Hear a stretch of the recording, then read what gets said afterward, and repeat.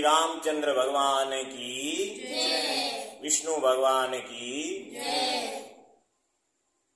हम आपको श्री रामचंद्र की कथा सुना रहे हैं। पूरी कथा संपूर्ण एपिसोड में आपको सुनाई जाएगी। प्रतिदिन हम आपको सुनाते हैं। आज हम इसके शुरुआती बात बताते हैं कि रामचंद्र की जो रामायण कथा है, जो हम टीवी में देखते हैं, उसके अलावा भी बहुत सारी बातें हैं, वो भी हम आपको बताएंगे। तो सबसे शुरुआत में हम आपको बताएं कि कोई भी कार्य शुरू करने से पहले गजानंद की स्तुति होती है। तो हम श्री राम कथा शुरू कर रहे हैं, जो कि 100-200 एपिसोड में पूरी होगी, परंतु प्रतिदिन एक एक बात आपको बताई जाएगी। इससे पहले हम गजानंद से आह्वान करते हैं कि हमारी कथा सुचारू रूप से, सम्यक रूप से चले और ज़्यादा से ज़्यादा लोग इसको सुने। हाथ जोड़ के ओम पर्णम्य शिरसा देवं गौरी पुत्र विनायकं भक्तवत्सं स्मरे नित्यं आयुष्कामर्थसिद्धये। बोलो श्री रामचंद्र भगवान की। देखिए, ये जो अपनी पृथ्वी है, ऐसी की ऐसी 14 पृथ्वी है, 14 भवन है। मुख्य रूप से 3 लोक माने गए हैं और 7 लोक, इसी तरह से 14 लोक माने गए हैं। साइंस अभी तक इस विषय में नहीं जानती है। तो ये पृथ्वी 7वें नंबर पे है। इसके नीचे 7 पाताल है और ऊपर 7 आसमान है, वही पृथ्वियां कहलाती है। तो सबसे ऊपर की जो पृथ्वी है वो बैकुंठ लोक है, जहां पर क्षीर सागर के अंदर विष्णु भगवान शेषनाग की सरसैया पर विराजमान है और उनके श्री महालक्ष्मी चरण दबाती रहती हैं और श्री महालक्ष्मी सागर की पुत्री हैं और विष्णु से उनका विवाह हुआ। अब विष्णु के बैकुंठ धाम के जो द्वारपाल है, उन्हें पार्षद कहते हैं। उनका नाम था जय और विजय। जय और विजय बैकुंठ लोक में कुछ अनुशासनहीनता करते हैं, इसलिए भगवान विष्णु उन्हें श्राप देते हैं कि आप या तो 9 जन्म हमारी भक्ति करो या फिर 3 जन्म हमसे युद्ध करो, और वो भी पृथ्वी लोक में। पृथ्वी लोक को मृत्यु लोक भी कहते हैं। इस तरह से जय और विजय ने 3 जन्म उनसे युद्ध करने के लिए स्वीकारा। जय और विजय का जन्म पृथ्वी पर हिरण्याकुश और हिरण्याकश्यप के रूप में हुआ और भगवान विष्णु से युद्ध किया। इसके बाद में उनका जन्म रावण और कुंभकर्ण के रूप में हुआ। किसके रूप में हुआ? रावण और कुंभकर्ण के रूप में। तो यही अपने रामायण का विषय है। इसके बाद में कंस और जरासंध के रूप में हुआ। रावण और कुंभकर्ण के रूप में हुआ तब विष्णु के अवतार श्री राम ने उनसे युद्ध किया, और कंस और जरासंध के रूप में हुआ उस समय श्री कृष्ण ने विष्णु के अवतार के रूप में उनसे युद्ध किया। हम आपको राम कथा सुनाते हैं, इसीलिए जय और विजय ने रावण और कुंभकर्ण के रूप में जन्म लिया। हजारों वर्षों की आयु के बाद में जब उन दोनों ने यहाँ पर अत्याचार शुरू किया, तब भगवान विष्णु ने और माता लक्ष्मी ने बैकुंठ लोक में बैठे बैठे पृथ्वी पर अपने रामावतार के विषय में चर्चा शुरू की। लक्ष्मी और विष्णु बैकुंठ में बैठे बैठे बात करते हैं। विष्णु कहते हैं कि अब हमें पृथ्वी पर जन्म लेकर के रावण को संहार करने का और कुंभकर्ण को संहार करने का कार्य करना चाहिए। तब राम और माता सीता के रूप में लक्ष्मी और विष्णु राम के रूप में, और जो शेषनाग है वो भी विष्णु के परम भक्त है, इसलिए शेषनाग के रूप में लक्ष्मण ने अवतार लिया। और जो विष्णु भगवान के पास में शंख और सुदर्शन चक्र है, उन शंख और सुदर्शन चक्र के रूप में, यानी शंख और सुदर्शन चक्र ने भी अवतार लिया, वो थे भरत और शत्रुघ्न। क्या ये बातें आप विस्तार से जान सकते हो? इस तरह से हर बातें आपको विस्तार से रामायण के विषय में एक एक बातें बताई जाएगी। आपको ध्यानपूर्वक क्या करना है? सुनना है।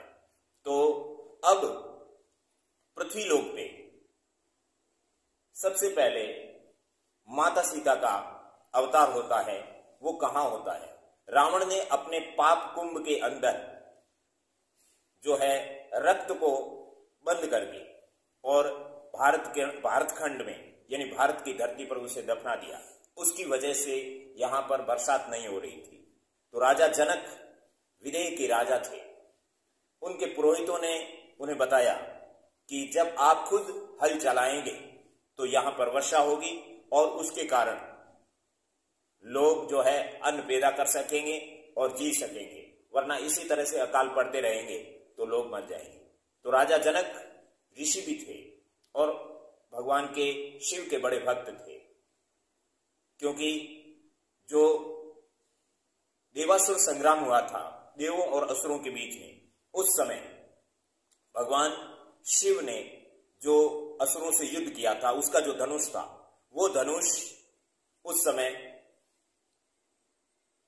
परशुराम को दिया गया और परशुराम ने किसको दिया? राजा जनक को। राजा जनक को दिया और राजा जनक अपने पास में उनकी पूजा अर्चना करते थे। और जब वो पुरोहितों के कहने से खेत में हल चलाने के लिए गए तो हल चलाते हुए जो घड़ा रावण ने दफनाया था वो उस हल की सीत यानी कि नुकीले भाग से टूट के बाहर आ गया और उस घड़े में एक कन्या थी। उस कन्या का जन्म हुआ पृथ्वी से। पृथ्वी उसकी माता थी और उस कन्या का नाम क्या था? सीता। सीता नाम इसलिए पड़ा क्योंकि वो हल की सीत से जिसका जन्म हुआ उसका नाम सीता। अब सीता का पालन पोषण राजा जनक के वहां पर होता है। उसके बाद में बात करें श्री राम जी के जन्म की, तो श्री राम जी का जो जन्म हुआ वो अयोध्या के राजा रघुकुल वंशीय, इक्ष्वाकु वंशीय, सूर्य वंशीय यानी कि सबसे पहले सूर्य वंश, और उसमें एक बहुत महान राजा हुए थे इक्ष्वाकु, और उनके कुल में राजा हुए थे रघु। रघु के बाद में कई प्रतापी राजा हुए थे। राजा भगीरथ जिन्होंने गंगा लाए थे, राजा दिलीप, राजा अंशुमान, कई राजा हुए थे राजा रघु के बाद में। तो रघु की भी एक विचित्र कहानी है। रघु बहुत सबसे प्रतापी राजा था, इसलिए उनके कुल का नाम पड़ गया रघुकुल। लेकिन वंश कौन था? सूर्यवंश। सूर्यवंश और रघुकुल में राजा हुए थे दशरथ। दशरथ के सर्वप्रथम विवाह हुआ था और उसका नाम था कौशल्या। जब कौशल्या के कोई संतान नहीं हुई तो राजा ने दूसरा विवाह कर लिया और उस महारानी का नाम था सुमित्रा। और सुमित्रा के जब कोई संतान नहीं हुई तो उन्होंने एक और रानी से विवाह किया और उसका नाम था कैकेयी। इस तरह से राजा दशरथ ने 3 विवाह कर लिए, परंतु उनके कोई संतान नहीं थी। इसलिए वो अपने गुरु वशिष्ठ के पास गए। वशिष्ठ ने उन्हें अभिमंत्रित खीर प्रदान की। खीर अपनी पत्नी को पिलाने के लिए यानी महारानियों को पिलाने के लिए कहा। तो जब राजा दशरथ वो खीर ला करके और अपनी पत्नी कौशल्या को देते हैं तो कौशल्या ने आधी सुमित्रा को दे दी और आधी कैकेयी को दे दी। और उसके बाद में जो सुमित्रा है वो सुमित्रा बच गई। इसलिए जो कौशल्या के पास थी उस आधी खीर को सुमित्रा को दे दिया और जो कैकेयी थी उसके पास जो आधी खीर थी वो भी सुमित्रा को दे दी। यानी सुमित्रा को 2 हिस्से मिले और कैकेयी और कौशल्या को एक हिस्सा मिला। इस तरह से तीनों रानियों को 4 हिस्से मिले। समयानुसार सबसे पहले कौशल्या के श्री रामचंद्र भगवान का जन्म हुआ और उसके बाद में कैकेयी के भरत का जन्म हुआ और उसके बाद में सुमित्रा के 2 पुत्रों का जन्म हुआ जो लक्ष्मण और शत्रुघ्न सुमित्रा के बेटे हैं। इस तरह से इन चारों भाइयों का जन्म हुआ और ये चारों भाई अयोध्या में बड़े होते हैं, उधर सीता बड़ी होती हैं, उधर लंका में रावण हजारों वर्षों से अत्याचार कर रहा है। इस तरह से इनका जो है रामावतार होता है, राम का परिपूर्ण अवतार होता है। राम में 12 कलाएं थी। अब रामायण जो लिखी गई उसके विषय में बता दें कि रामायण तो आदिकाल से चली आ रही है। इन 4 युग के अंदर जो ये रामायण लिखी गई है, ये सर्वप्रथम वाल्मीकि द्वारा लिखी गई है। इन 4 युगों से पहले जो 4 युग थे उस समय भी रामायण थी, और इससे पहले हजारों युगों पहले भी रामायण थी और आगे भी रहेगी। ये राम कथा अमर है। इन 4 युगों में 4 युग सतयुग, त्रेतायुग, द्वापर युग और कलयुग। सतयुग 17,28,000 वर्ष का है। द्वापर युग 12,96,000 वर्ष का है त्रेतायुग, और द्वापर युग है 8,64,000 वर्ष का, और कलयुग है 4,32,000 वर्ष का। अभी कलयुग चल रहा है। कलयुग के केवल 5,000 वर्ष और कुछ वर्ष और बीते हैं। अभी 4,28,000 वर्ष बाकी पड़े हैं। इस तरह से कलयुग का अंत होगा तो सतयुग फिर से शुरू हो जाएगा। फिर उन 4 युगों में फिर से रामायण का आविर्भाव होगा। इस तरह से ये रामायण चलती रहेगी। तो राम कथा का क्या फल है, कब कब लिखी गई, कैसे लिखी गई, इस विषय में चर्चा की जाएगी। और अगले वीडियो में आपको बताया जाएगा कि ये जो राम कथा है इसके आगे क्या हुआ।